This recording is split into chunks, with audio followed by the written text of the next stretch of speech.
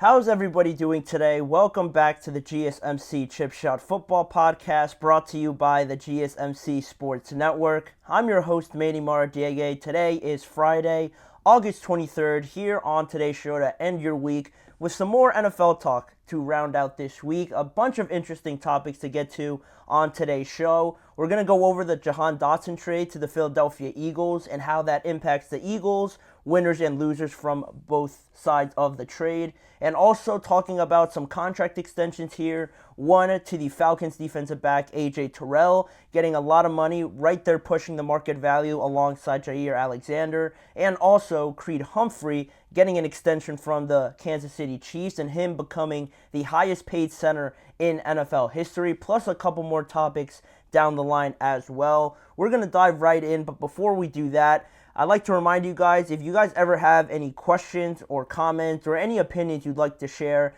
the topics on the GSMC Chip Shot Football Podcast are going to get a little bit more involved now that the season is getting closer and closer to starting. So with that in mind, if you have anything you'd like to share, please remember to use this new feature, the Super Chat feature that we have now available to you guys on any of our live shows whenever you have something to say. If you want to make it absolutely sure that your message stands out and we feature it on our shows, use that Super Chat feature. Just click the $ at the bottom of the chat box to send in your Super Chat. This guarantees that your message gets on the air, and it's also a fantastic way to support our channel. We rely on your support to keep bringing you the sports content that you love, and we appreciate every bit of it whenever you guys are able to do that. So go ahead, let us know what you're thinking, hit the Super Chat button, and let's keep this show as exciting and as interactive as possible. But there's also still that alternative option. If you do prefer that, you can still use the tip and donations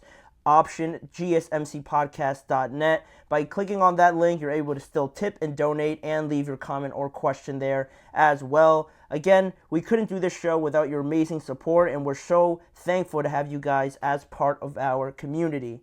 But now with that out of the way, we can start on a pretty significant trade that I thought of once I heard the news. Pretty random, just dropping out of nowhere yesterday, the news that the Washington Commanders had agreed on a trade to send Jahan Dotson and a 5th-round pick to the Philadelphia Eagles for a 3rd-round pick and 2 7th-round picks as well. Not only was it just random in terms of just popping up out of nowhere, but also the fact that it was within the division, and you don't get this too often. Honestly, you've seen it a lot in the NFC East just in this offseason with a couple of trades now with this one, and I think there was one between the Cowboys and the Giants not too long ago. So not too of a common thing to happen within a division, especially so close to the season. We're not talking about superstar players, but even still, it doesn't seem very likely that division rivals like to trade anyway, because of the fact that you could be giving the advantage, obviously, to a direct rival. But nonetheless, it almost seemed like this had been brewing a little bit with Jahan Dotson, just because there was this sort of open competition, you could say, for that wide receiver 2 spot behind Terry McLaurin. At least that's how head coach Dan Quinn put it. You know, he brought it up and going through the process of trying to find a reliable number 2 weapon behind Terry. And, you know, he mentioned that Jahan Dotson was being considered for the spot, but the thing that he, not emphasized, but the thing that stood out from his statement was that he wasn't standing out. Out of all the players in mind, Jahan Dotson wasn't really standing out, and that was just a little bit of a concern, just because you're talking about a former first-round pick just 2 seasons ago, and, you know, there's still a lot of time left, obviously. I don't like to put big labels on young players so early on, especially with the situation in Washington. You think about the lack of quarterback play is obviously the biggest thing, you know, cycling through different guys, different offensive systems and things like that, and just plainly not having the support around the wide receiver position as well. But still, in those 2 seasons that you look at Jahan Dotson and how it's, you know, played out for him, over the 2 years, he's only been able to record 1,040 yards, 11 touchdowns, and 84 receptions in his time as a Washington Commander. And, you know, when you're competing, especially against guys like Olamide Zaccheaus, De'Ami Brown, and especially a rookie, Luke McCaffrey, and still your head coach is implying that you're not standing out too much, again, a former first-round pick out of Penn State, it raised a few antennas in the media a couple of days ago when Dan Quinn said that. But now, obviously, it has all come into fruition, and Jahan Dotson doesn't have to go too far. A familiar spot, not only because he played in Penn State, obviously, but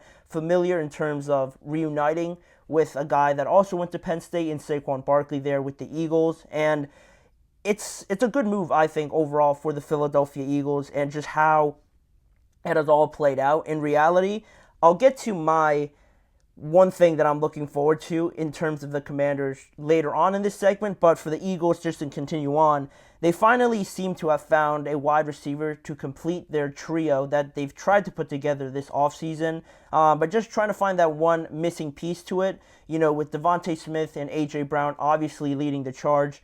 It always helps to have one more guy there that at least is a reliable option to contribute in any way possible, and that he would just come in there, accept his role, knowing that, he is playing with Devontae Smith and A.J. Brown. So maybe not getting a lot of targets, but they're all right with that. And I think Jahan Dotson fits the bill here pretty perfectly, just because you look at what he's already been doing, like I mentioned in his 2 seasons with Washington, averaging about 500 or so yards each year.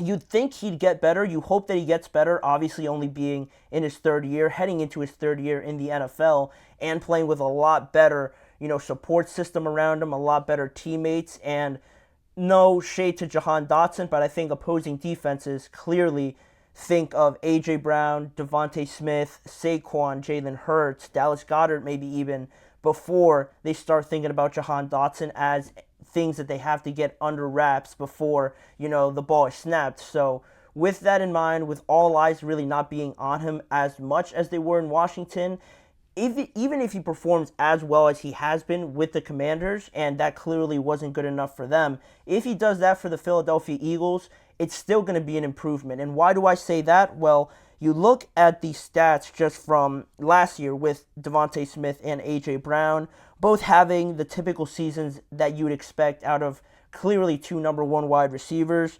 They both recorded 7 touchdowns each, over 1,000 yards for the both of them, 81 plus receptions each for Devontae Smith and A.J. Brown. And then you look at, what everybody else did. Those numbers are awesome. They're fantastic. A big reason why the Eagles, had the record. I think it was 12-1 at one point or something like that, or 10-1 last year in 2023. But you look at the support system after that, and you look at the next best receiving option after those 2, and that was Dallas Goedert. And then, no problem with that. You have a great tight end. If he's the 3rd option, that's fine. But then when you look after the top 3, it gets a little bit odd, just because after Dallas Goedert, then it was DeAndre Swift and Kenneth Gainwell, the next 2 best receiving options, or the 2 best receiving stat lines after your tight end. And that's weird because those are 2 running backs. You don't get to a wide receiver in the stat line until you reach Olamide Zaccheaus, which is ironic because he's now probably the 2nd best receiver on the Commanders. And he finished last year with only 10 receptions, 164 yards, 2 touchdowns on only 20 targets. And obviously you're not going to get probably close to the amount of targets that Devontae Smith and A.J. Brown gets, but their next best receiver in terms of contributing to the overall offense had just barely 200 yards. He had 164 yards, and again, he wasn't targeted enough, but I think it says a lot just where the options were for the Philadelphia Eagles. Maybe they weren't confident enough in Zaccheaus, or maybe that's just how their offense runs. But now you bring in Kellen Moore, you bring in Jahan Dotson now, and again, if he plays to the level that he has been playing at with the Commanders, 500 yards, it's going to feel like a completely different feel or contribution than what you got last year from your next best receiver after Smitty and A.J. Brown. 400 more yards on top of what you got from Zaccheaus last year. It's going to make a difference. I'm telling you guys that right now. And for right now, even if Dotson plays at that same level, it's going to be an improvement. And some people might think that it might be overhyping Jahan Dotson in this sense, thinking that, he's not going to add this much to an already stacked Eagles team. I can see that, and I'm almost sharing that same thought here because, again, they were 10-1 or something like that last year with the team that they had, so they were already going to get better with Saquon, and I think more so with the coordinators that they brought in, but adding Jahan Dotson still is going to make a difference. I think he's going to contribute a lot to this offense, and I think Kellen Moore wouldn't be too oblivious to the fact that bringing in a guy like this is going to benefit you one way or another because so much attention goes to all their superstars. And yes, they're going to require their target share, but Jahan is going to be in a lot of favorable situations. So to not use him would be a waste. And also, in terms of just the winners and losers in this, clearly the Eagles won this just because I'm believing that you acquired you're only a third wide receiver. It's not like you're going out there and trying to get a number 2 or a number 1. You paid pretty low to go and get Jahan Dotson. So even if it doesn't work out, it almost doesn't affect how this offense is going to run too much. And then for Washington, it's a little bit disappointing because he was a first-round pick. He was only traded after 2 seasons, and he failed to produce, albeit with a bad offense. You kind of hope that he would have stuck around a little bit longer, but they were really clearing everything out, and they got some more draft capital for Jahan Dotson. So, clearly, I think it was a pretty clear winner and loser there. But the last thing I will mention, at least on a positive note to end it here for the Washington Commanders, it doesn't close the door now. It honestly opens the door a little bit more to going out there and thinking that Brandon Ayuk could be an option here. They've been pretty much out of it for the last 3 weeks now.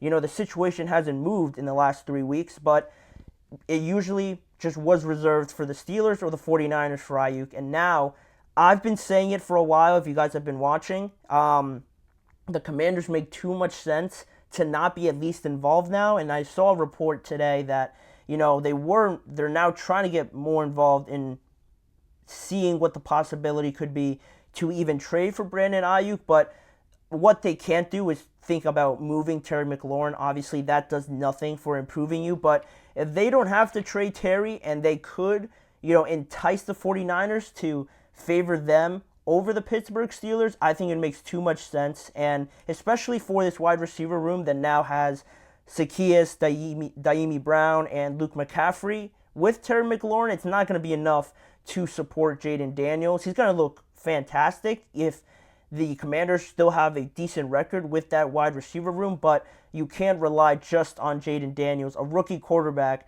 to bail you out just in his first season. You need to do whatever you can to improve that wide receiver room, and if they can get Brandon Ayuk, I think it's perfect for them, the perfect situation to go and do that. But hopefully they try to figure that out, but Jahan Dotson confirmed is going to be a Philadelphia Eagle this coming season, and we'll see how exactly he fits in there to their offense with the new offensive coordinator in Kellen Moore.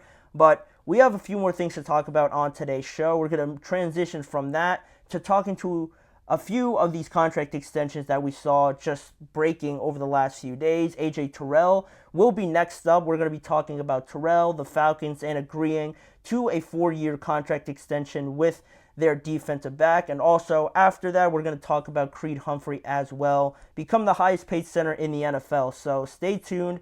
2 more topics coming up on today's show. We'll be right back.